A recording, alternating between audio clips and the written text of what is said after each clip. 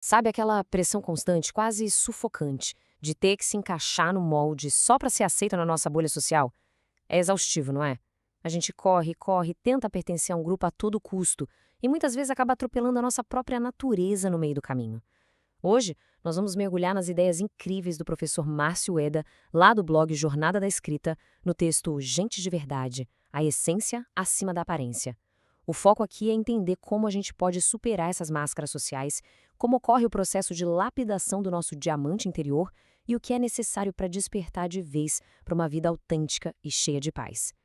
Vamos descobrir juntos o preço oculto que a nossa mente paga por essa busca infinita por aprovação. Isso levanta uma questão que bate fundo na gente.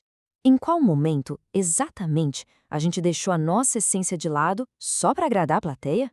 O professor Ueda traz essa provocação logo de cara, e é quase um soco no estômago, porque sacrificar a nossa visão única de mundo para ganhar a aceitação dos outros cria um conflito interno perturbador. É como se a gente começasse a ignorar a nossa própria intuição só para fazer parte de algo que, no fundo, talvez nem faça o menor sentido para o nosso interior. E é aí que entramos no grande dilema das máscaras sociais. Pensa bem, o amor e a atenção que a gente ganha quando submete o nosso verdadeiro eu a uma plateia externa, na verdade, causam um estrago enorme no nosso bem-estar emocional. Anular quem a gente realmente é não traz aquela segurança desejada.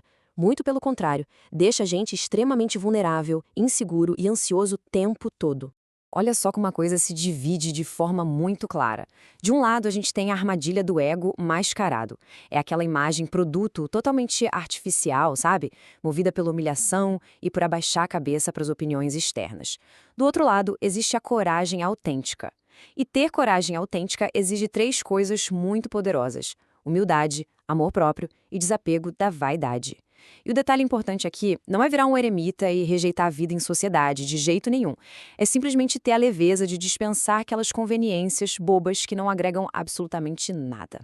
Afinal, de onde a gente tirou essa ideia absurda de que tudo que pertence aos outros é melhor do que o que a gente tem? A gente tem essa mania estranha de tratar a nossa própria existência como se fosse uma rocha sem valor. Mas a lógica tem que ser invertida. Nós somos diamantes brutos a serem lapidados. Essa é a grande metáfora do texto. A vida não é sobre jogar fora quem nós somos, mas sim sobre trabalhar, melhorar e polir a nossa estrutura original. Então, vamos falar sobre a lapidação desse diamante interior. A autodescoberta não é algo que a gente resolve num retiro de fim de semana, como se fosse um passe de mágica.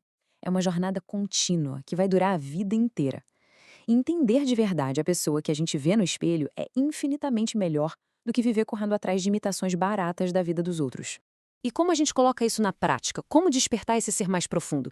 Primeiro, a gente assume um compromisso real com essa autodescoberta contínua. Segundo, a gente alinha as nossas atitudes com uma honestidade nua e crua, tanto com as outras pessoas quanto com a nossa própria consciência. E terceiro, a gente busca uma expressão natural da nossa vida, totalmente livre de inveja, de agressividade e daquela maneira doentia de ficar se comparando com todo mundo. A vida é uma oportunidade incrível de crescimento e nós simplesmente não podemos desperdiçar isso com futilidades. E os sinais do despertar começam a aparecer. Quando a consciência finalmente acorda para a nossa verdadeira essência, é como se uma tonelada caísse dos nossos ombros. As transformações começam a fluir de um jeito maravilhoso lá dentro e uma paz muito genuína passa a guiar os nossos pensamentos e as nossas escolhas de cada dia. Sabe como a gente tem certeza de que está indo pelo caminho certo? O professor Ueda lembra de uma exclamação super comum de se ouvir de alguém que nos conhece bem. Nossa! Este é aquele você único que eu conheço. Quando a gente escuta isso, o significado é muito profundo. Significa que a gente conseguiu ser fiel ao nosso verdadeiro eu. É a prova de que reconectamos com a nossa identidade mais profunda e estamos finalmente honrando as nossas raízes e aquilo que nos faz únicos no mundo. Além de ouvir isso das pessoas, os sinais práticos desse despertar são incríveis. A gente passa a ter uma empatia profunda pelos outros, porque começamos a ver o próximo de um jeito muito mais próximo da nossa própria natureza. A gente reconhece que, na base, todo mundo é igual perante a vida. E aí, alcançamos uma harmonia pacífica com o universo e construímos uma relação super concreta com o Criador. Quando encontramos essa paz interior, aquela necessidade chapa e agressiva de se impor socialmente e de competir com os outros simplesmente desaparece. É aí que acontece o que chamamos de espelhamento das almas. Pode até soar poético, mas a lógica é indiscutível.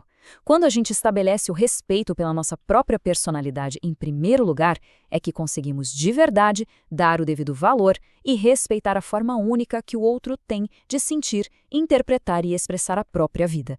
É um processo de crescimento mútuo extraordinário. A chave para tudo isso funcionar é entender o seguinte: há espaço e liberdade para todos em um plano maior. A plenitude e a realização de uma pessoa não anulam nem atrapalham a realização de outra. Ou seja, dá perfeitamente para a gente viver uma jornada plena e autêntica sem precisar amarrar ninguém ao nosso jeito específico de viver. Nossas escolhas podem até ser solitárias às vezes, mas a liberdade que elas proporcionam acaba abraçando e acolhendo todas as pessoas ao redor. Entrando agora na questão da missão, do legado e da evolução no silêncio. Para construir algo que vá durar além das aparências superficiais, a gente precisa urgentemente descolar nossa autoimagem daquela pressão constante da mídia, do marketing agressivo e das distrações vazias que as ideologias da moda tentam nos empurrar. Essas coisas de fora muitas vezes só geram sofrimento e definitivamente não alimentam as verdadeiras necessidades da nossa alma. Então, no fim das contas, o que significa ser gente de verdade? São as pessoas que conseguem retornar a esse estado mais íntegro e sagrado. Elas focam totalmente em desenvolver os seus talentos naturais, em cumprir as suas próprias expectativas e em abraçar uma missão única para ajudar de fato na evolução coletiva de todos. E quer saber a verdade mais bonita que o autor revela? Todo esse processo gigantesco de evolução pode acontecer no mais absoluto silêncio, sem nunca precisar de palco e muito menos de ficar se exibindo nas redes sociais.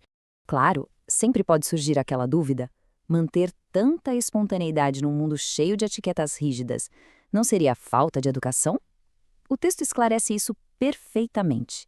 Manter a naturalidade não tem nada de deselegante, muito pelo contrário. Agir com uma personalidade autêntica hoje em dia, amparada por reflexão, é uma verdadeira e corajosa disrupção. É a resposta mais elegante que a gente pode dar contra essa mentalidade de manada e contra esse imenso vazio de propósito que assombra os dias de hoje. Só que, pessoal, precisamos ser realistas. Alcançar esse estado íntegro não é num passe de mágica. Exige uma coisa que está cada vez mais rara hoje: a paciência, que precisa dar um jeito de superar essa nossa vida corrida.